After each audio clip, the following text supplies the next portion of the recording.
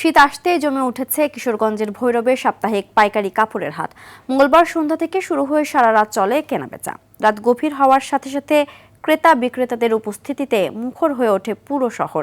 এক রাতেই লেনদেন হয় প্রায় 7 কোটি টাকা।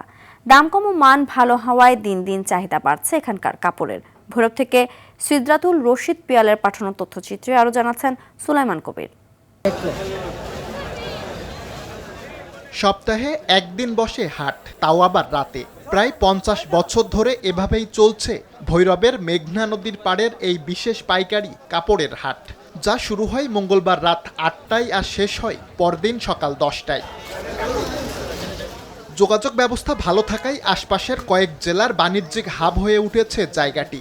অন্যান্য সময় 500 থেকে 600 দোকান বসলেও শীত এলেই তা বেড়ে দাঁড়ায় হাজারের উপরে। পাইকারি ও খুচরা মিলিয়ে এক রাতে বেচাকেনা হয় 6 থেকে 7 কোটি টাকা। তবে বিশেষ কোনো মৌসুম বা উৎসবের সময় বেচাকেনা আরো বাড়ে বলে দাবি ব্যবসায়ীদের। এখানে যে কাস্টমারগুলো আসে সিলেট, সুনামগঞ্জ, হবিগঞ্জ, মাধবজি, এই আশেপাশে যত দূরের থেকে সমস্ত জায়গা থেকে আসে কাস্টমার। শীতের সময় ভালো বিক্রি হয়, সিজনে ভালো বিক্রি হয়। আমরা মোটামুটি গড় সিজনে ভালো বিক্রি হয়, সিজনেও ভালো বিক্রি হয়। ভৈরব বাজার একটু পাইকারি থোড়া করে আমরা মাল নেই, প্রতি মঙ্গলবারই নেই।